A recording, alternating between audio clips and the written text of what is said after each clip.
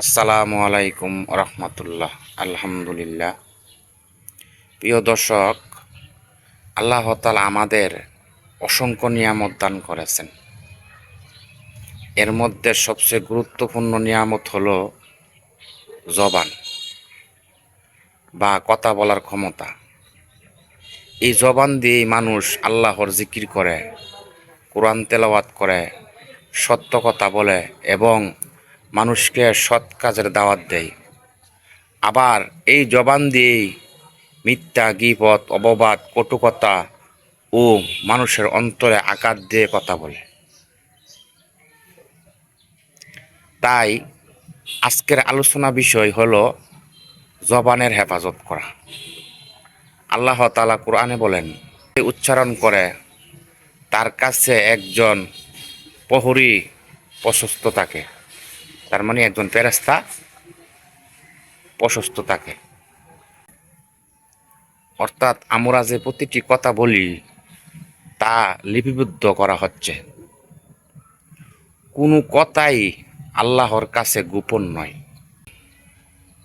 প্রিয় ভাই ও বোনেরা, আমরা অনেক সময় মনে করি একটা কথাই বলছি, কিন্তু সেই একটি কথাই কারো হৃদয় ভেঙে দিতে পারে, একটি পরিবারে অশান্তি সৃষ্টি করে দিতে পারে, এমনকি আখিরাতের শাস্তির কারণ হতে পারে। রাসূলুল্লাহ সাল্লাল্লাহু আলাইহি ওয়াসাল্লাম বলেছেন, যে ব্যক্তি আল্লাহ ও আখিরাতের প্রতি ঈমান রাখে সে যেন ভালো কথা বলে অথবা নীরব থাকে। সুবহানাল্লাহ। কি চমৎকার শিক্ষা!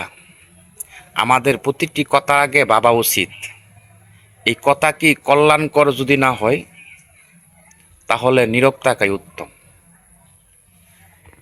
আরেকটি গুরুত্বপূর্ণ হাদিস, রাসূলুল্লাহ সাল্লাল্লাহু আলাইহি ওয়াসাল্লাম বলেছেন, বান্দা অনেক সময় এমন একটি কথা বলে যার পরিণতি না ভেবেই বলে ফেলে, অথচ সেই কথার কারণে সে জাহান্নামে এত দূর পর্যন্ত পতিত হয় যা পূর্ব ও পশ্চিমের মধ্যবর্তী দূরত্বের চেয়েও বেশি। নাউজুবিল্লাহ। এটি আমাদের সতর্ক করে যে একটি অসতর্ক বাক্য কত বড় ক্ষতির কারণ হতে পারে। প্রিয় দর্শক, জবানের সবচেয়ে বড় গুনাহগুলোর একটি হলো গীবত। আল্লাহ তাআলা বলেন, তোমরা একে অপরের গীবত করো না। তোমাদের কেউ কি তার মৃত ভাইয়ের গোশত খেতে পছন্দ করবে? নিশ্চয়ই তোমরা তা অপছন্দ করবে। সূরা হুজরাত আয়াত।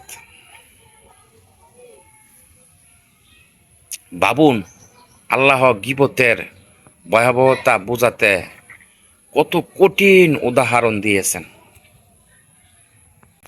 গীবত থেকে আমাদের দূরে থাকতে হবে। তারপর আমরা এই জবান দিয়ে আরো অনেক গুনাহ করি, যেমন মিথ্যা বলা, অপবাদ দেওয়া, গালিগালাজ করা, ঝগড়া সৃষ্টি করে এমন কথা বলা, মানুষের গোপন বিষয় প্রকাশ করা, অপ্রয়োজনীয় ও অর্থহীন কথায় সময় নষ্ট করা। রাসূলুল্লাহ সাল্লাল্লাহু আলাইহি ওয়াসাল্লাম বলেছেন, যে ব্যক্তি আমাকে তার দুই চোয়ালের মধ্যবর্তী অঙ্গ, জবান এবং দুই পায়ের মধ্যবর্তী অঙ্গের হেফাজতে নিশ্চয়তা দেবে, আমি তার জন্য জান্নাতের নিশ্চয়তা দিচ্ছি। সুবহানাল্লাহ। শুধু জবানকে নিয়ন্ত্রণ করাও জান্নাতের পথে একটি বড় আমল। তাহলে আমরা কিভাবে জবানের হেফাজত করব? প্রথমত, কথা বলার আগে চিন্তা করব। দ্বিতীয়ত, বেশি বেশি আল্লাহর জিকির করব। তৃতীয়ত, কোরআন তেলাওয়াতে অভ্যাস গড়ে তুলব। চতুর্থ, মানুষের দোষ আলোচনা না করে তাদের জন্য দোয়া করব। পঞ্চমত, রাগের সময় চুপ থাকার চেষ্টা করব। মনে রাখবেন, নীরবতা অনেক সময় একটি ইবাদত হয়ে যায়, যদি তা গুনাহ থেকে বাঁচার উদ্দেশ্য হয়। প্রিয় দর্শক, আজ থেকেই একটি সংকল্প করি, আমাদের এই জবান হবে সত্যের জবান, দোয়ার জবান, কোরআনের জবান এবং উত্তম কথার জবান। আমরা কাউকে কষ্ট দেব না, আমরা কারোর সম্মান নষ্ট করব না এবং এমন কোনো কথা বলবো না যার জন্য কিয়ামতের দিন লজ্জিত হতে হবে। আল্লাহ তাআলা আমাদের সবাইকে জবানের হেফাজত করার তৌফিক দান করুন।